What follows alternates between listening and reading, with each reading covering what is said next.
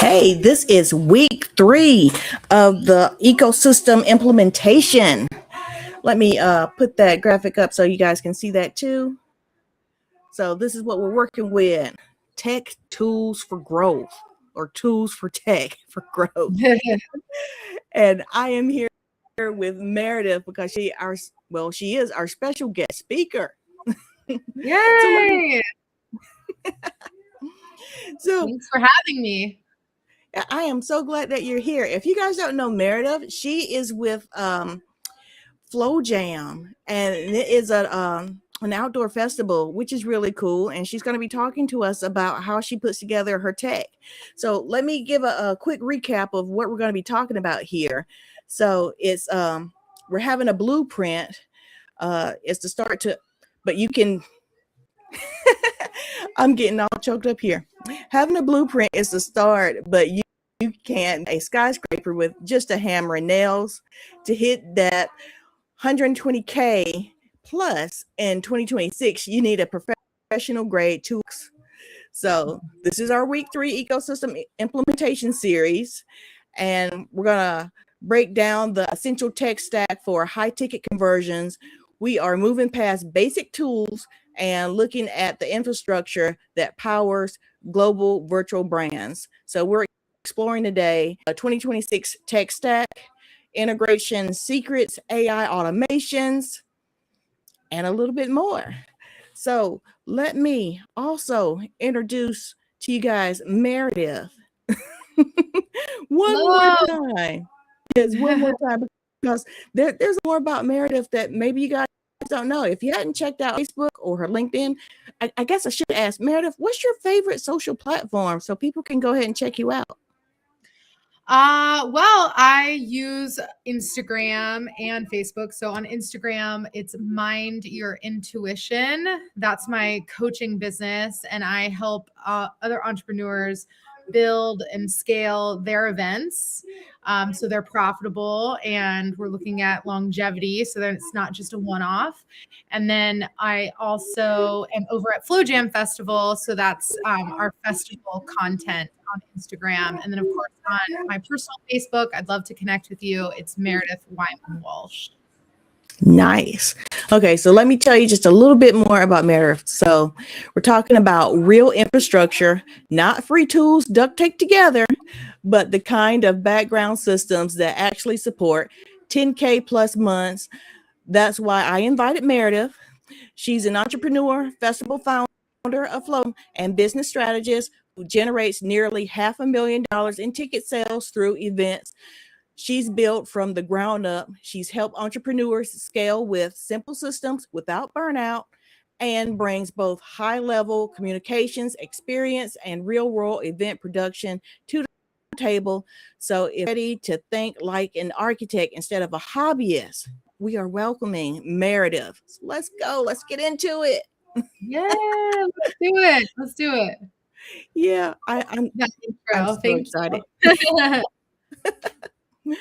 Okay, so how did you get into festivals? Good question. Very accidentally. I ended up starting Flow Jam, which is now a 4-day healing arts festival. We've been in Virginia for the past 4 years, but we're going to be moving to Western North Carolina in 2027. So basically, I've been producing for the past 12 years every year, and we've grown from a started as a fundraiser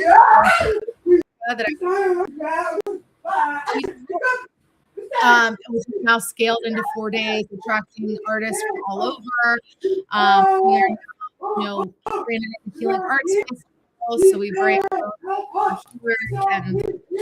I can barely hear you, Meredith. I'm sorry. Oh, okay. Can you hear me now? Yeah, a little bit better. Okay. Not sure. I don't have my mic set up. I can bring you closer. Okay. All right. So basically, I started because I had gone to Tanzania and then volunteered at a school and taught yoga there after my teacher training in Kenya. And I became so inspired by the founder of the school. It was his backyard that the school was built on, and it's located in the village of Madawi, which is Tanzania, very near, about an hour outside of Mount Kilimanjaro, which is the highest mountain in Africa. And I just got so inspired that he started the school with nothing, that I ended up going back to my hometown and starting program. One day, fundraiser, I called it a festival, and I called it an annual festival, and that's basically just what I into. At first, it was very, very like homegrown backyard. I had a farm and farm. We built the stage and got a lot of local talent together. And yeah, that's how we started. And then the community just really rallied, really loved it, and we just kept going from there onto different properties. Nice. But I'm wondering, what was the first? I know I'm getting off my questions, but I'm wondering, what was the first backyard festival you did? So that was in 2014, and it was, we called it Flow Jam because we like to flow and we like to jam. So flow during the day, we do workshops and we do things that, are mind, body, soul connected and nourishing your learning. And then at night, we have the jam sessions, which is, we have the live music. So my first one was in 2014, and that was my first launch. I had a company at that point called Wind Down Yoga, and I was doing events all over Virginia and DC, bringing people to wineries and different nations doing yoga. And then I just decided to launch, to focus on one event because that was the successful event. And it's kind of a lot easier to focus on one event than doing a lot. So It's true. I decided to focus on one and build that really strategically and, for the long term. But I didn't realize that until 4 years in and I left my property and then had to really, treat it as a business and treat it as something that I wanted to scale. All right. Okay. Now I'm going to actually get back into my actual questions. You've built Flow Jam Festival from your backyard into a multiple day festival, drawing hundreds of businesses and attendees. When you think about scaling something like that, what role did systems and infrastructure play versus marketing harder? Ooh, good question. I'm really glad you've got me on for this topic because I'm such a systems person now after not having any systems in place for the first 4 years. And what that means when you have no systems in place, and what that meant for me was I didn't know my attendee list. I wasn't collecting data effectively. I wasn't I didn't even have the branding or the website at that point. It was all under the Wind Down Yoga umbrella until I made it its own thing. But once I put systems in place, and those systems are, my ticketing system, which I've had different systems, and each one has good and bad things about them, but just in your ticketing system, and then your CRM system, which is all your data for your clients and the attendees that are buying people, and being able to engage with them, email, automation, and I know you talk a lot about it's not just the event, you got to follow up them after the event, and how to do that know, you're tired from the event. You just produced a big event. You don't want to have to like manually go in and follow up with everyone or manually post. So It's true. Systems include the automations of emails, the automations of social posts, and just having a system for applications, having a system for payments that I don't have to follow up to get payments from vendors and I can push a button and charge them. Such a time saver. So like, I think, I started really mastering my systems on year 5, year 6, and then they really got great on 7, 8, 9, 10. We're on our 12th year now. So it's a process, but yeah, systems play a huge part in just being able to be present, so that you can actually enjoy your event instead of worrying about all the other stuff going on behind the scenes. You've got automations, you've got your back end support. And that changed the game for me totally. Like, and now I set up all my clients with like systems that are built to scale versus systems that are just going to be the cheapest option, Yeah. Congratulations on 12 years. It's Thank nice. you. Yeah, Okay. It's been crazy. Well, you got to really enjoy it. 12 years. That's a decade plus 2 years.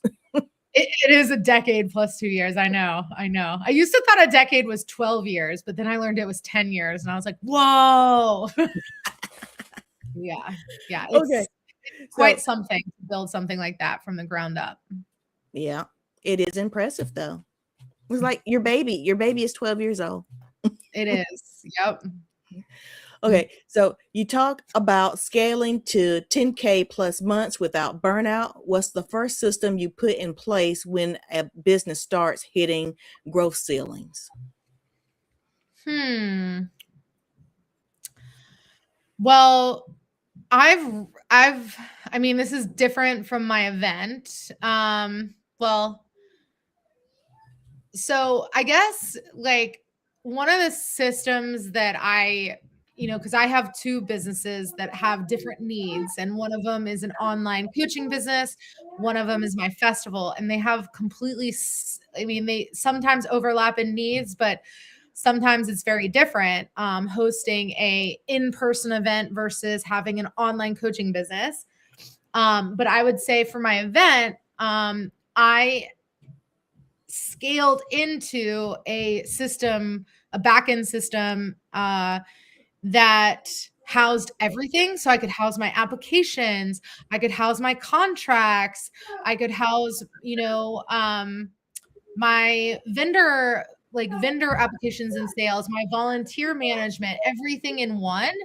And that system I don't think existed when I first started. So that was really helpful in this past year. It allowed me to stay on one platform, to have to send out my contracts on one platform, to accept vendors who applied and I accepted them on one platform, and to know who you've accepted, who's on a wait list, who still needs to pay or whatever. I think I had already reached 10K months before that, but this was a kind of an up level in the fact that I was getting rid of my contract system that I paid separately for, or my, application system. I used to use Wufoo forms, and then I was able to just put them all in one. So I think as you grow, you start to become very aware of how much time it's taking you to do certain things. And you are, then look at hey, how can I save time and money? Obviously, when you're producing an event, there's a lot of costs in that. I mean, not so much in an online event, but definitely in an in-person festival where you're attracting, 80 plus talent members. So there's the point of well, you realize, you kind of take inventory of what's been taking me so long, what do I want to get rid of? And one of the things that was taking me a really long time was once vendors were accepted, and we have over 30 businesses, small businesses that come and share their services and their products at FlowJam. And what was taking me a really long time was going through the application, accepting or denying, and then like, the process of getting money from them. So this new system, I was able to just approve them, and like they had already entered their credit card information. So I was able to just charge their card instead of following up through email. Here's a link to pay, and then they didn't pay and follow up again. So that took so much time, like that I was doing that off. And I think like when you have the right backend systems that are working for you to be able to scale, you're looking for systems that not necessarily are the cheapest, but the ones that are going to save you on admin time, save you headache, and like make it easier for your user. A lot of like I had one ticketing system that was awful. It wasn't even a real ticketing system. I was just using like the WordPress tickets or WordPress like it was a plugin for my WordPress site, and they had their own like ticketing system. That might work for like a small event where you may have like 30 or 50 people. But if you're having hundreds of people, what I found with that system was that they weren't getting emailed their tickets before the event. So I was constantly getting emails about, hey, I didn't get my tickets. Hey, this, and it was just like a nightmare. And so I really recommend not using the cheapest or even the like what might be already on the platform that you're using. Like I thought that, I'm already using WordPress. Like I'll just add this plugin feature that's for WordPress tickets. But what I've found is finding the tech tool that's really specialized in what you're doing. So that's like what I would say is like, as you're growing in income, and AKA the amount of clients that you have, you want to be able to have the support of the back end. So you're not scrambling or wasting time doing admin stuff when your high-level genius is not that. Yeah, I understand. So 12 years of doing this, how long did it take you to make adjustments to your systems, to your tech? Oh man. Well, it was like, I think after the 1 year where I like didn't have an attendee list and I like hadn't had it printed out and all the things, I was like, wow, like how much money I'm wasting at the gate because I don't have the systems in place to monitor who's coming in, to be selling like at the gate. There's a lot of internet issues when you're producing an outdoor festival. So thinking about that, like having, that backup, like what if you don't have internet?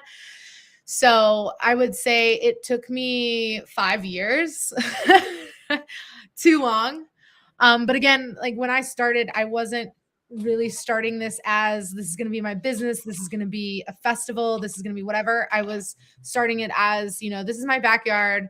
Yes, I wanted to be, branded and professional, but at the same time, I was in a 6-figure contract working like a high, at a institution that in DC that I wasn't planning on leaving anytime soon. So for me, this was just like a fun thing. So I think once you realize that you need to make money and you need to like think about, the long term as like when you're bringing leads into your business, maybe they didn't buy a ticket, but they joined your email, like how are you nurturing them to eventually buy from you? And also how are you nurturing those people who have bought from you? And like, what can you maybe add on that would elevate their experience at your event? So if you don't have the systems in place to like do that automatically, it's going to be a lot of manual labor. And if you're thinking about scaling your event to hundreds, thousands of people, you don't want to be manually doing that. Definitely understand that. Yeah. I think I started my like events business with doing like the BCC on emails. Like I just had all the contacts and I would just, do BCCs. And then I was like, I'm writing the emails each time. Like I can't like schedule them. So it's, the email system was the first system that I had in place. And I started with I think I started with MailChimp and then I moved into Flowdesk. And that's what I still have for FlowJam. But Yeah. Nice. Yeah, I won't use a platform if it won't let me send emails. It's like, Yeah. because that Yeah. hurts my feelings, having to do things manually. True. Yeah, exactly. Yeah. Okay, so now we're getting to your non-negotiable tech stacks. So in 2026, what are the non-negotiables in a professional tech stack for someone hosting virtual or in-person scaling premium brands?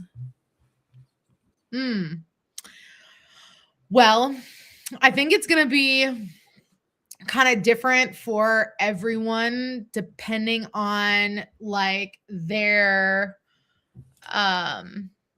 pain points and their like what they're trying to achieve. But I think overall, you definitely want to have a system that allows you to have automations and email, and ideally like takes payment from that space. How I've done, I'll just mention two tech stacks that I've used. One that I was mentioning that kind of is an all-in-one platform, and it's mostly for live events. It's called Event.me, and they there's the ones that they have different tiers, and like as you have different needs, it unlocks different tiers. So like at a base minimum, it provides like what you need at a lower cost per month. And that is like something that's like more of a robust system if you're doing live events, and especially like multi-day, and you have lots of collaborators. You can have your applications in that one system. I saved, I was able to get rid of my separate application system, my separate contract system. I was able to send email through that, even though it wasn't my main email platform.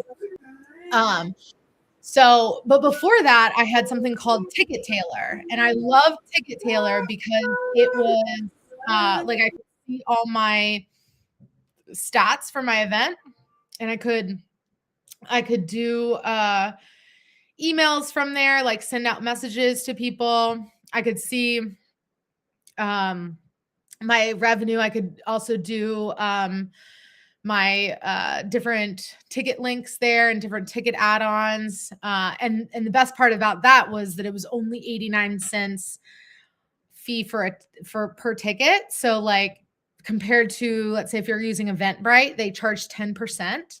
So Ticket Tailor is 89 cents a ticket. So that's like, really reducing the amount of fees that you're incurring or that you're passing on to your user, which I think is really important. I think it depends on the event, but definitely having an easy system that your clients or your attendees are using that they can like just easily buy a ticket, and it goes through like, okay, all right, here's a ticket, here's maybe an add-on. You go to your payment page, you put your info, and that automatically goes into your back end for your, for your database. And then also like having that be able to then, email them automatically as you develop email campaigns for pre, during, post event.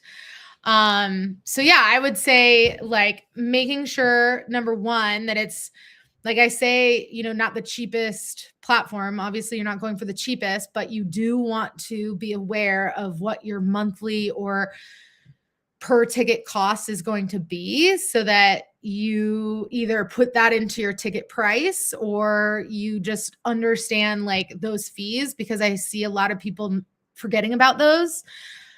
Because it is a value. It's like just like having Stripe for your online business. Like they take 3%, but at the same time, like we're able to do, online sales that like other companies are like, wait, how are you doing this? And Stripe and PayPal have enabled us to be able to do these things. So there is a fee for that. But I think like understanding what is really important to you. So like Ticket Tailor took us, over to 200,000 ticket sales. And then from there, I realized, okay, I wanted to save more time on like all this other stuff that was taking me time that ticket platform didn't have an all-in-one system. So then as I was making more sales, I was able to kind of upgrade my platform.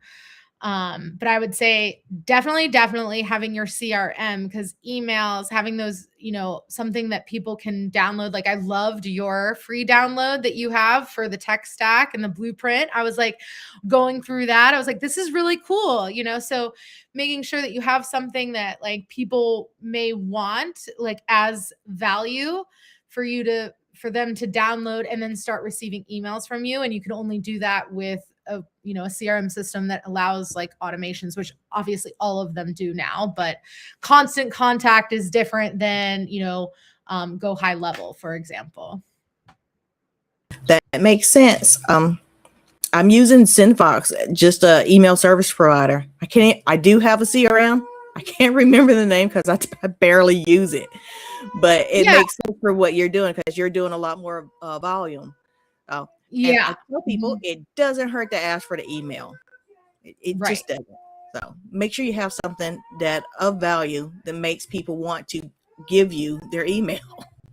Right. Yeah. Like I loved what you created, that tech stack. I was like, this is so valuable. Like take my email, take my info. Yeah. So something like that, we have like that built into our website. So we have WordPress for my festival website. I have WordPress. And then with that, I have the plugin that goes into the subscribe for our packing list. And with that, we start getting an auto campaign of 30 emails, like and like tells the story of Flow Jam.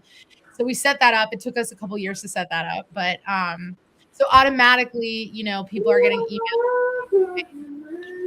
And it's a simple system, and I use Flowdesk. So I've got the plugin on WordPress for Flowdesk, and then through Flowdesk, they start getting auto emailed. And then if you did go into the payment processor there, but I highly recommend if you're doing like a larger scale event or online summit or something, that you use a different, like a ticketing platform that's specific for that niche that you're doing. Because like there are so many that can do the job, but when you're like really niching down into something, like the general platforms aren't going to be like really what you need, if that makes sense. That does make sense. Where do you see entrepreneurs cutting corners with free tools, and how does that quietly cap their revenue? Okay, so I think it's buyer psychology. If you know like about psychology, you're looking at like, if I'm going to buy from somebody, like I want to know that they've invested in their own business before, I'm really investing in theirs. So for me, like if I see someone who hasn't, like, I personally, and I think this goes just like from psychology and buyer behavior, like if I see someone who still has like the logo of whatever MailChimp or whatever it is, and I know that they haven't like paid to like upgrade that, like that to me is a signal that like, they're not really invested. You can just do things like for free versions, but I think that really does harm you. It's like, right now I don't have the check mark on Instagram, but I do know that people with the check mark on Instagram, they pay whatever $20 a month for that. It's not like it's a mark against or against someone who doesn't have it, which I don't have it right now. But it is like when you see that, it's like this added like, oh, they care, they're invested. So it's that same type of psychology when I'm coming to someone's ticket page or online profile, whatever, and they have their links. Like if I see that they are still using these free versions of stuff, it kind of like makes me question their seriousness of it. Is this even going to happen? Like, are they just trying to like piece this together and not really investing for the long term. So I think like it's a subtle thing. But I think, yeah, when you're really serious, you're serious about your tech and your automations, and like, because it's all about freeing up your time. Like you want to be free as an entrepreneur. And I see a lot of entrepreneurs, event producers being slaves to what they've created instead of, creating a system that allows for others to know what's going on. Another thing is like SOPs, standard operating procedures. I have a team during my event of, there's like 80 people on my lineup. Just like, even like if we're talking about bands, not necessarily 80 bands, but like 80 individuals, there could be like 5 person in a band, whatever. So I'm talking about 80 people. So you're thinking about like communicating to those 80 people to, make it easy for them to share things. So I want to be able to, even like Canva, for example. Of course, I have the paid version of Canva. Like I create templates and I share those templates with my team so that they can share. I don't want anything with other people's logo on them. So like if it's a free version of something and like I said, the trade-off is that like the company's logo is going to be there instead of yours, I'm always going to upgrade to make sure that my logo and everything is branded. So that's like a key thing too, of like, if you're serious, like just go ahead and invest, because also if you're online doing virtual events and you don't have to pay for a venue fee or whatever, it's kind of like you paying for a venue fee for you to pay for your tech stack. Like, so I mean, but way cheaper, like way cheaper. That makes sense. I tell you, I love Notebook LM. I was not paying for it. I got capped. And they said, hey, if you like this, you're going to have to pay for it. And I was like, dang. But I'm still using it because I'm paying for it. Like, that's how much I thought it was worth. I have Photoshop. I have Visme. But I keep coming back to Canva, and I'm thinking I should leave Canva alone because I have these other programs that are already bought and paid for. But if I keep using Canva, I might need to give them some rent money. Yeah, I mean, I think it depends on like what you want or what you're using, what feels good to use, So not saying you need to pay for everything. Of course, you need to like just figure out what works for you and use the free version until, you need that upgrade.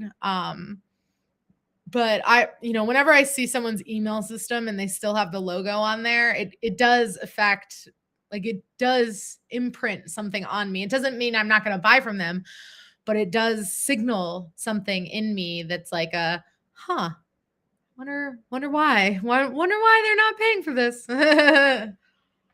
I understand. I was just saying those were the last straws that made me go over the fence and start paying for those programs. So even though I have programs I don't have to pay for anymore, if I'm using the ones that I need to pay rent for, that's why I need to pay rent for it, because I'm using it. And I don't like it when Canva puts their name on stuff. Yeah, no. And I want like all the, how they're like in Canva, especially, it's like only pro, like you can only the pro version gets like the automatic resize for social media, for example. I'm like, how much time does that save? Just like the auto resize, So like those little things that make it easier, that like in the grand scheme of things, having an online business is way less risky, less money that you have to fork out. Like really the only rent that you're paying is your online system. So you should have good ones, just like your storefront. You don't want your storefront looking like all shabby, so it's the same thing with online systems. Yeah, that's very true. And right now, like I said, that I have 2 different businesses with 2 different needs. I've got one, you notice my Flow Jam Festival website, that's on WordPress. But then I've got my Mind Your Intuition, which was on WordPress, but now I've since moved it all to Funnel Gorgeous, which is a white label of Go High Level. So within that, I have, the contract system, I have invoicing, I have the CRM, like all of the things. So I was able to get rid of a lot of like monthly fees on other systems because now I'm in a like all-in-one. Nice. So it's like you're moving ahead of me because now we're about to talk about seamless integration. No more human Zapiers. Yeah, human Zapier, yeah. So Okay. yeah, what is that question? The question is, what does seamless integration actually look like in practice? What are your favorite examples of tools talking to each other properly? Is it go high level? Yeah, I will say that every tool, every system is going to have something that you don't like or that you want changed or that, so no system is going to be perfect. But even go high level, even right now, like I have for my coaching business, I have ThriveCart, which is a payment processor, like basically a checkout page. And it's supposed to be the other competitor, Samcart. So Samcart and ThriveCart are supposed to make it really seamless for the user to check out, like all in one, instead of having to go through like all these hoops. So it's supposed to increase your conversion rate. So I've got that. But then, and that integrates with most things. But however, Funnel Gorgeous, like I need to connect that with Zapier. So like if someone were to buy my course through ThriveCart, like I need to connect that through Zapier right now because there's no integration for that. So that kind of sucked. But at the same time, Funnel Gorgeous / Go High Level also has like the payment, you can do it all in one. It's just not set up to be like the highest conversion, which doesn't really matter until you're getting into the like higher, more volume of sales and doing maybe ads. But at the same time, like it's just an example of like not every tech stack is going to have everything that you want. And there are going to be different tools that you might want that's specific to this niche industry to be able to like connect.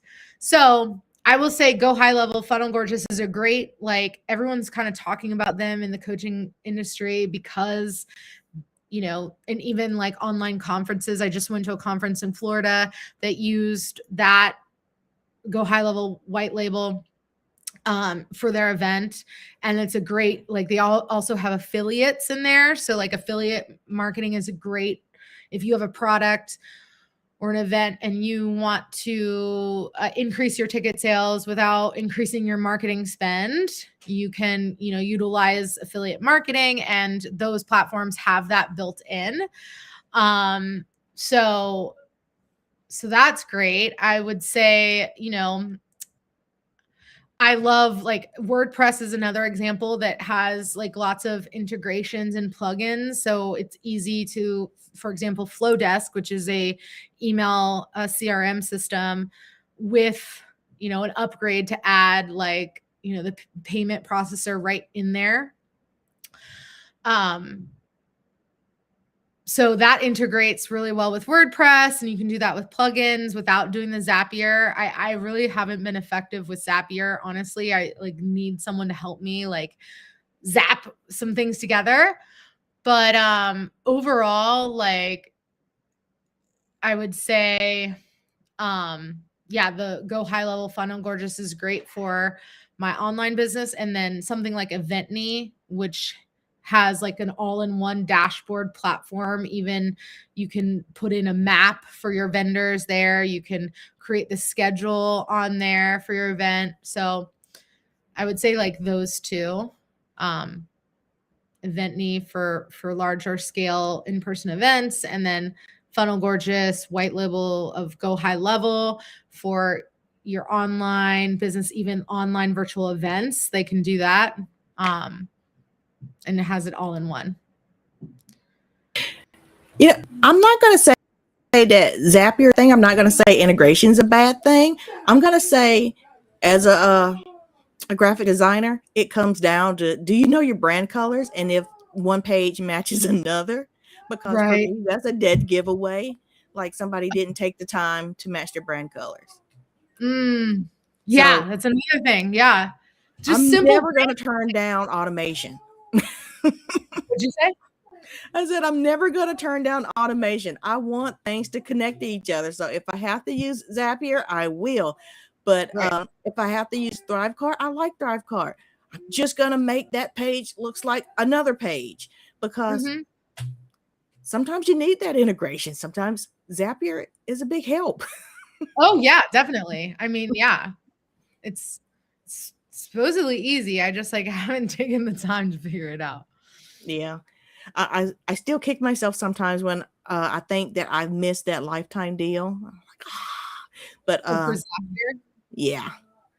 I I'm know. a, When I was first learning about Zapier, there was no charge for it or something, and now there's a charge or something. they still have like a free portion of it, so you can't like use a crazy amount of zaps. You could probably hook up your ThriveCart to your Go High Level if you wanted to without a charge.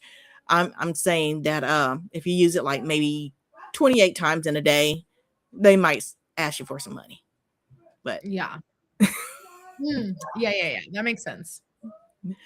okay. How do broken workflows affect client trust, even when clients can't articulate what feels off? Have you ever ran into that? Yeah.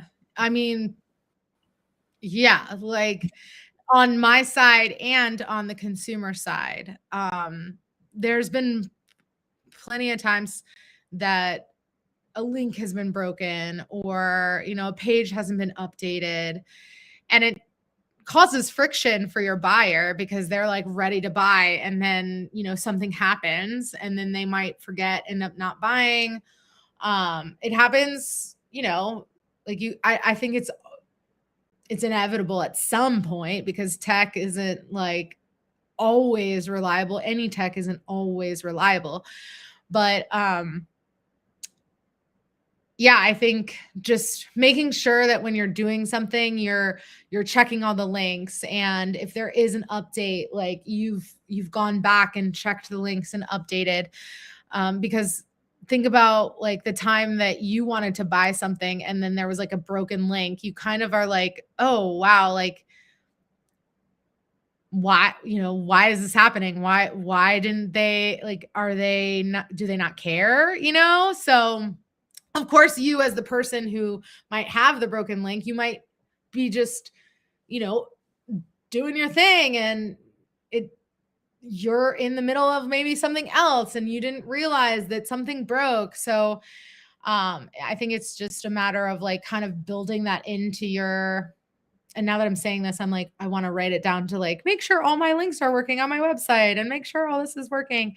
But there was I recently went to a conference, and one of the things that they, like, this panel said about ticketing is like, make sure you go through your process of buying. Like, do you have to scroll and scroll and scroll to find the ticket link to buy? Or is there like just tons of add-ons that you have to scroll through to get to the checkout? Like, is it hard or is it easy? Or is there stuff broken? Because it definitely will affect your like consumer attendee, like it'll affect their choice of buying from you, basically. I got what you're saying. I have a problem with magic links. I hate magic links. I don't like it when magic links.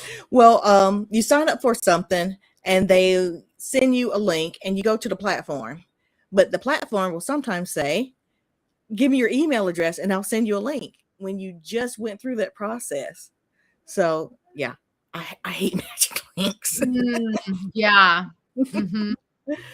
Okay. The future of automation and AI. Where do you personally use AI inside your business right now? Front end, back end, content, or operations? Good question. I think you liked my post that I wrote about AI because I was sharing someone else on the panel talking about AI. And I would say, like, for me, I mean, I think platforms that I'm using are already using AI, and you can choose to kind of integrate that with what you're doing. Like, even like Google, like, do you want to use Google Gemini kind of thing? Or so within like all these systems that I have, there are AI components, whether that's like use AI to help write your content, like within that platform, or use AI to, get your questions answered in the chat box. Like, those are all AI. But for me, how I personally use it with my events is like I'll try to come up with copy ideas, marketing ideas of like what I can talk about online that will help drive my ticket sales. I use it to help me come up with creative titles for things or ideas for ticket sales strategies, marketing strategies. Of course, most of those things, like your AI, like if you're using ChatGPT or Claude or whatever, you design it to think like you, right? So it's just like a nice kind of sounding board that I use it for. What else do I use it for? Mostly like content ideas. Definitely don't do a like, oh, AI wrote this and I'm going to copy directly and paste it, because I can always tell someone who doesn't edit their chat GPT. I think, let's see, at this panel, let's see what they were talking about with AI. I mean, you could even have, like, I see a lot of people, and one of the things that I might end up doing down the line is like having, a chat box, like not a chat box, but a like, for example, I am part of I don't know if you know Brock Johnson, but he is a Instagrammer, and he's built a following on Instagram with him and his mom, actually. And they have like a monthly, I pay $37 a month to be part of their online community that teaches you like the trends on Instagram. And you can upgrade for $5 a month, upgrade to get access to Brock's chat box. So it's like basically ChatGPT, but Brock's brain. So I see a lot of online coaches, and I don't know how events are doing this, but I would love to like maybe do one for Flow Jam. But it's basically like you're asking the question, and it's, that person that's the expert in that is kind of like giving you the response back in a chat GPT form, like as in it's their, like they created the bot. It's, under their framework. So if it was like a Flow Jam bot, it would like answer questions regarding, or, give you tools for living your best life, healing, joy, great music, all these things that like are under Flow Jam's modality umbrella, if that makes sense. So that's something I've been thinking about. Like, I've seen a lot of coaches do that, where they're charging like a low ticket to like get my brain, get access to like how I write content. So that's interesting. I'm learning more and more about AI, and I want to be part of this. They framed it as the gold rush. So learning AI is very important if you don't want to be left behind, but also who got really rich during the gold rush. It wasn't necessarily the people who were mining for the gold. It was the people who created the tools for other people to mine for the gold. So like the people who created the big machines to be able to drill down, or, not have to like pan the gold anymore, but like conveyor belt it, those people who created those machines are the ones that really got rich during the gold rush. And it's the same if you can learn AI, like 20 minutes a day, learn different tools in AI. You can like start consulting your clients on AI and, be part of that gold rush. So I don't know if that answers your question, but it does. And you got me hyped up because I am an AppSumo addict, and on AppSumo right now, there is an AI agent, a bot, where you can hook it up to Flow Jam and have it read your website and answer questions for people based on what's in your website. So Wow. Okay. You're going to have to send me all of your tools at the end of this and tell me what I should be I using. just saw it right before we got on. I'm like, ooh, I'm gonna need to give Noah some more money, the owner of AppSumo. That what it's called? The app? The Noah? No, the owner of AppSumo is called Noah. Oh, okay. I will find it. It is an AI agent. If I do find it, I will send it to you. Okay. But yeah, Great. AI agents are pretty spiffy. How do you balance automation with maintaining the human intuitive experience you're known for? Great question. I think so I mean, we all know that there's like I said before, with the editing of the content, making sure that you aren't just like copying and pasting whatever you're receiving from ChatGPT or whatever, AI bot you're using, AI agent. But I think, I always kind of so let's just say on social media, if we're scheduling things, I try to go in and personally go in and comment on like some of our followers and like their posts and make that kind of a ritual every time we're posting and someone's commenting. So I, will do that. I know that that's not a scalable long-term plan, but also when I do emails, automations, it's a story. It might be an automation and a content that was helpful or that was semi-written by a chat bot, but it's like the story is real. And just because we got help to craft the story doesn't mean the story isn't like a human-centric story. And we're all about building our communities. So, even in the automations, we're still highlighting our community. We're still, it's still like human centric. So I think to make sure that you're not using a lot of lingo that people don't in regular conversation use, making sure that you're, really like what communication and marketing is essentially is storytelling. If you have a good story, people remember you. And, remembering that people will always remember how you made them feel versus what you said. So having content that, that inspires a feeling, whether that is even if it's a triggering feeling, like that's a memorable feeling being triggered. So not that I like to trigger my community, especially in the Flow Jam world. It's just more so of like making sure that you're sharing human stories and attendee stories and testimonials and things that people can relate to versus like just jargon that is fluff that you can not like emotionally tap into, if that makes sense. It does. For me, I am a big fan of transcripts, and I probably wouldn't write any of my blog posts if I didn't have my transcripts.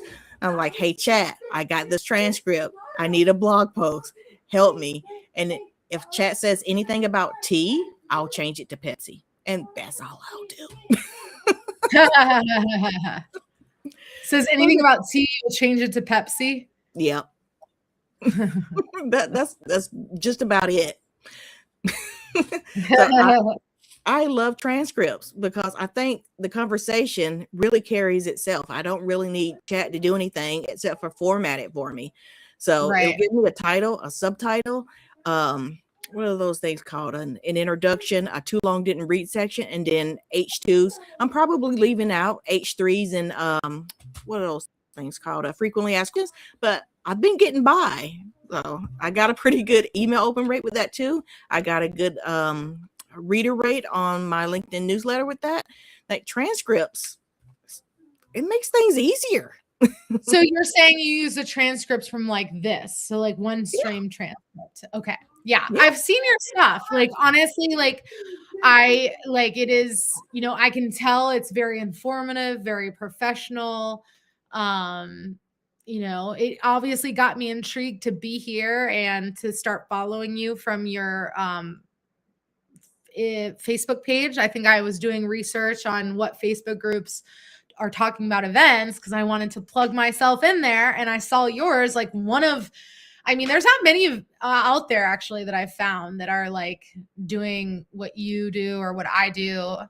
So I'm glad to have found you. And like, hey, the more time you can save, like, I'm not saying like we need to like edit all the things or, make it, because the point gets across, right? And really it is about volume. Like, like they say, like, depending on what channel you're on, like for example, Instagram, like if you want to really grow, like posting 2 to 3 times a day is like, and I'm sure it's about quality, but it's also quantitative, quantitative, like how many you're doing just to get, because I didn't necessarily always read all the things, like every little detail that you posted, but it was the fact that you were posting and you were just like this weekly series, you're out there, you're telling the world like you're an expert in this, So I think like it's a balance because we don't always want to have to like write everything ourselves, of course, or like spend a million years editing things, like when really people are skimming it. And so, yeah, I think it's a balance.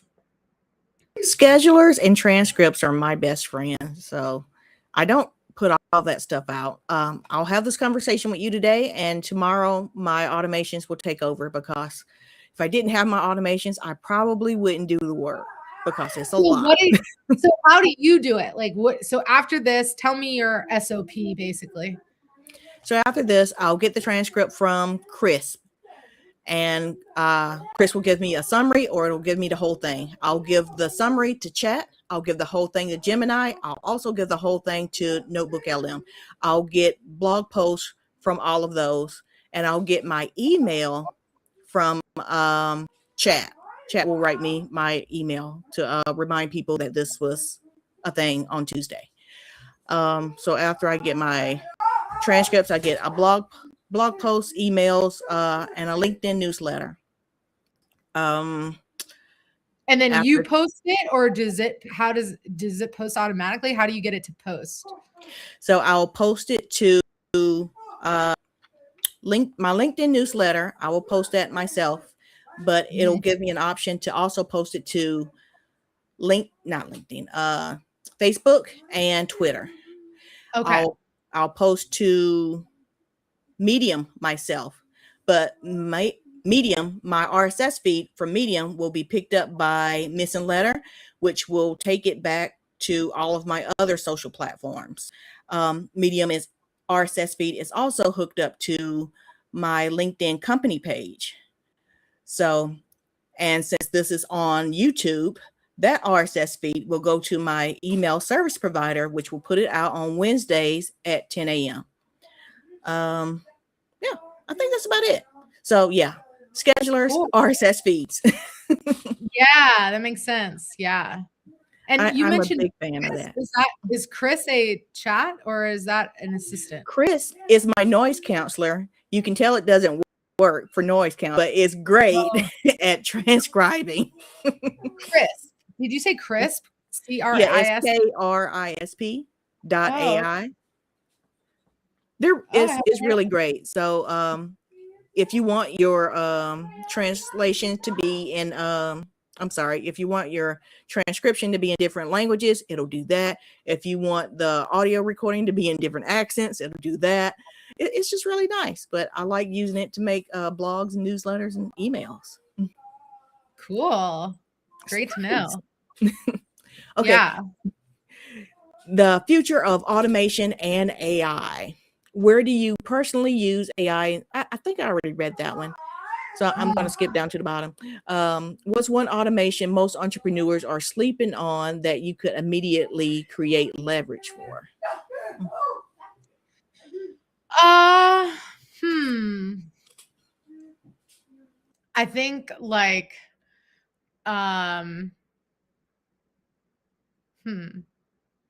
well, like the first thing that came into my mind is the like automated email once someone joins your list. So having that like, set up to be like them getting used to receiving your emails, not just like, oh, they sign up for your email and then you wait a month to email them. So making sure that they get something right away and it's consistent, 5, 10, 15, 30, maybe even. So that alone, like, and you can bring them to your different offers, super helpful. Then I think like what you were saying, scheduling, and just, I've used Opus Clip for, a hot minute. It's not my favorite, but it also like did a good job.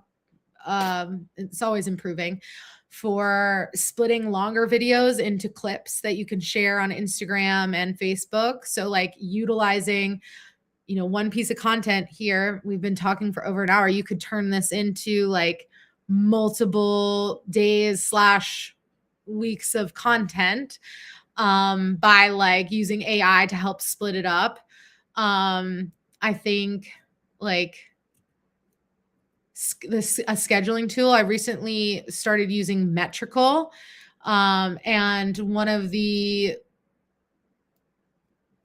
things that, I've started doing is scheduling. Like if I schedule something that's kind of an evergreen offer, I will reschedule that for like, 30 days, 60 days, 90 days, whatever, or 60 days later, and then like continue to do that. So like everything that I post is going to be recycled, throughout the process, throughout time. So like it will keep me posting even if I don't have things to post.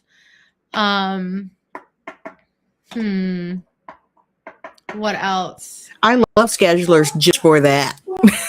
Like I could stop right now and my scheduler would keep me going. Yeah. I mean, I used to do social media for the World Bank in DC. And like, that was kind of, online communications was my, before I went into entrepreneurship, that's what I was doing for a global institution. And so I kind of got like jaded with it all. But if I look back on like what I was doing then, growing their Twitter feed, growing their Facebook, like I was sitting there scheduling posts, like, and so, coming into my own business, that was the first thing I didn't want to do because that was like what I did for a job. And for me, I was like, I don't want to do this. And so I kind of like didn't get on that bandwagon for a while. And I'm just now like, I had an assistant who was using Later. I've recently gone to Metrical because it has better like metrics and visuals. But just like the simple like scheduling stuff, like that's such a time saver. So many people aren't doing that as entrepreneurs. Like a lot of people are waking up, including myself, like when I'm not doing this, is like you're waking up and you're like, okay, I know what I'm promoting. I know what my offer is, but now I have to create content. Like if I don't batch schedule that content, I'm creating content every day, and it becomes like you're not always in a creative mood to like create content. So like using AI to help is like so important because it gives you more time to do the things that you're really good at, and that like maybe more time with clients, more time, figuring out like what's going to be at your festival, all the things. So yeah. Makes sense. One more question. Positioning for 10K plus months. From your experience, mentoring entrepreneurs, what back-end infrastructure shift typically precedes someone crossing into a consistent 10K month? I think just having, or is it them? I said, is it the tool or is it them? I think it's them. Honestly, like, I mean, yes, like the tools are great, but if you don't already have like the skills and the sales and the offers in place to get you there, like the tools aren't going to get you there. It's your own like belief, your offer stack. Do you even have enough offers in your offer stack to get to the 10K months? But I think for me, just having the branding, the cohesive branding, and systems that weren't like obviously like patchworking things together. So like I don't think many people are making 10K months if they don't have like an email system. They could, but if like that's just like to get to those higher income months and is like you want to be not doing everything manually. So making sure that you have like a successful business is one that can constantly get leads in automatically. So having like some sort of lead generator so that you're capturing leads automatically. And then also something like a low ticket offer or a recorded course that you can start plugging into those automations, and it doesn't take sales calls or time off your calendar for people to buy. Like you don't have to be sitting there convincing people. You've kind of like automated, and there's, once they buy, they get an email, they get their login, all that stuff was like set up. I think that's really important and can help you scale, because a lot of people are stuck, doing sales calls for higher ticket offers. But if you can position yourself and already have that set up, and then you're just kind of marketing like on your socials to bring people to those pages where they have everything that they need to know to make a buying decision, and they can buy without you sending them a payment link. I think that's like huge. I still see like some people who haven't set up those systems and they're manually sending a payment link, which isn't sustainable. I mean, maybe if you're only talking to a few clients and you have like a 5K offer and you just need to talk to a few clients or, a few people. I mean, obviously you need to talk to more people than just a few to get a few to buy, but I'm saying like, you're not sitting there manually, like creating the link and sending it to them. It's already like set up. Yeah, and that helps a lot. If my work isn't preloaded ahead of time, like if I'm doing a monthly talk, if I don't have that set up ahead of time, I'm most likely not going to do it.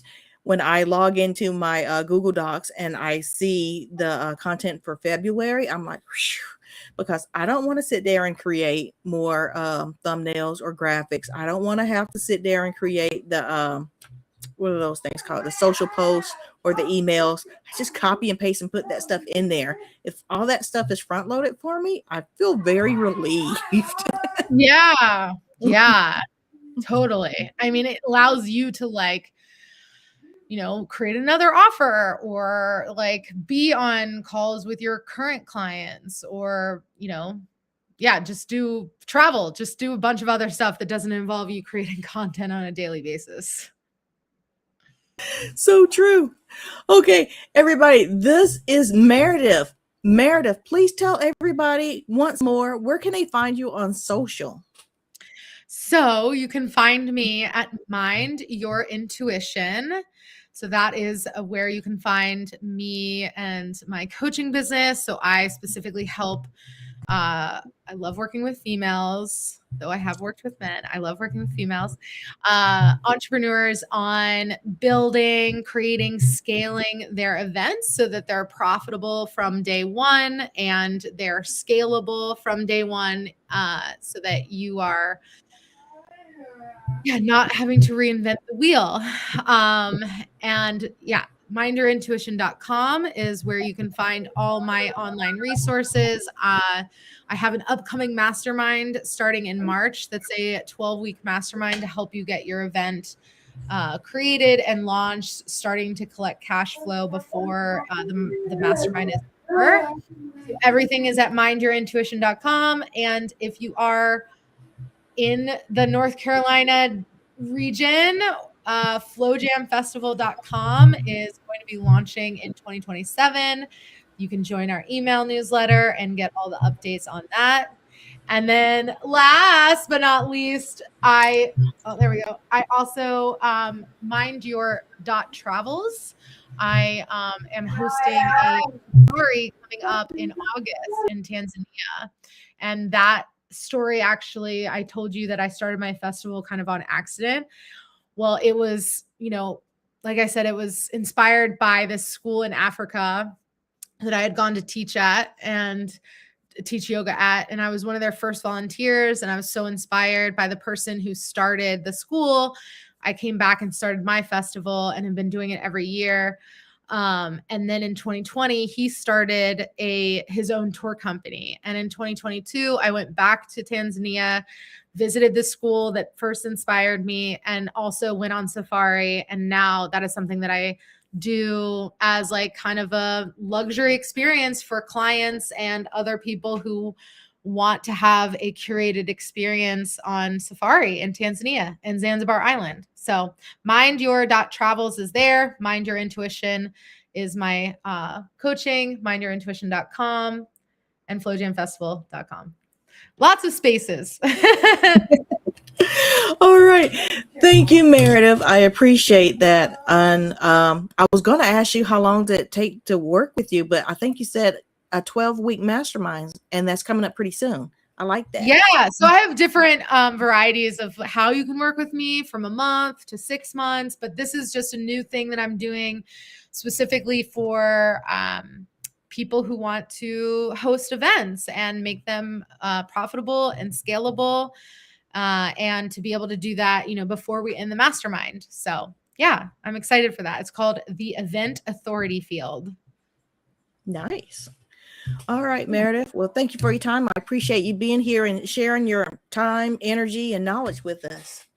Thank you. Thanks for having me. I really enjoyed the conversation.